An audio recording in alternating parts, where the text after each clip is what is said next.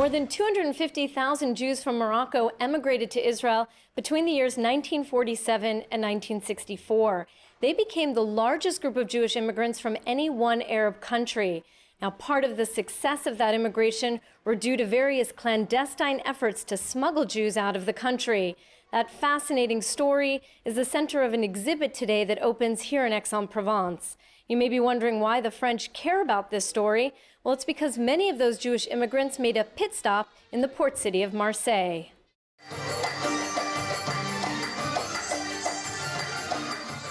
A performance of Jewish Moroccan melodies opened the exhibit at the Darius Milhaud Cultural Center.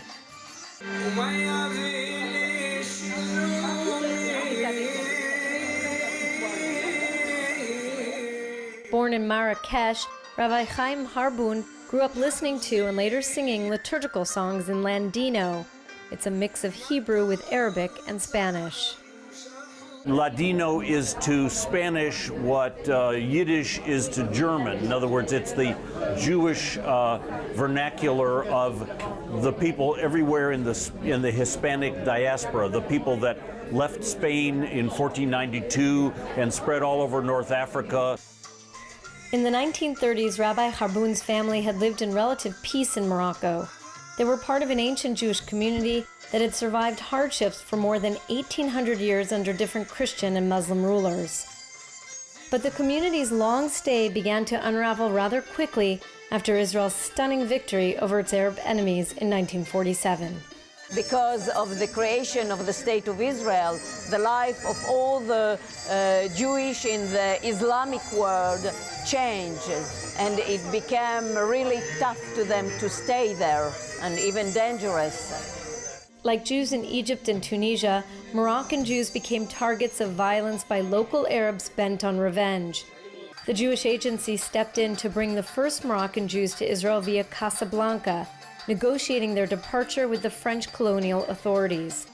Emigration was legal then, but fearing persecution and imprisonment, many Jews chose to leave secretly through Algeria instead.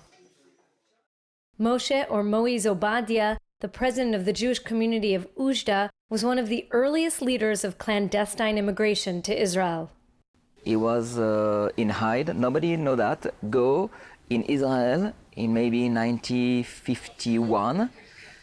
Even my grandmother didn't know that. Nobody can know that. Go in Israel to organize everything and to be sure that the guy lived in Morocco but arrived in Israel. Obadia worked with Israeli officials 4 years before the Mossad set up its own covert rescue operations in Morocco. He risked his life taking groups of Jews over the border from Oujda to Algeria, about 13 kilometers away.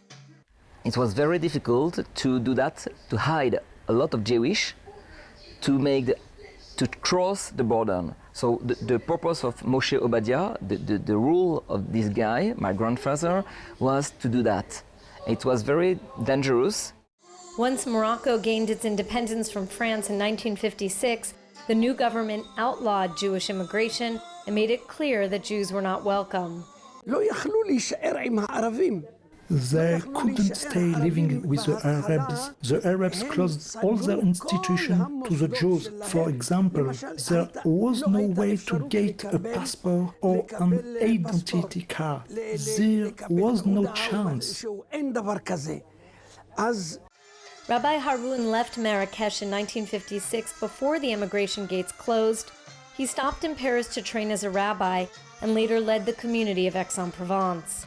Between 1947 and 1956, an estimated 90,000 Moroccan Jews had emigrated, mostly to Israel. But more than 160,000 remained, including Rabbi Harboun's parents.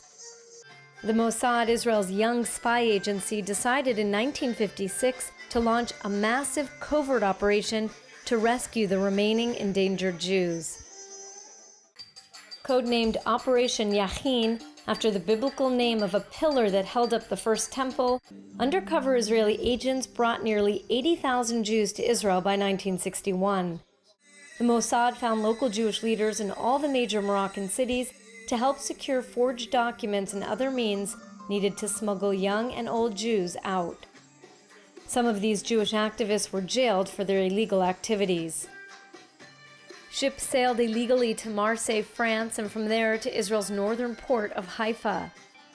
But the tragic capsizing of the Ego's ship in 1961 exposed the illegal emigration efforts and put them in the international headlines. 44 Jews drowned, and the Mossad ruled out any more clandestine sails. The one silver lining was that international pressure convinced Morocco's new King Hassan II to negotiate with the Mossad and allow the remaining Jews to leave.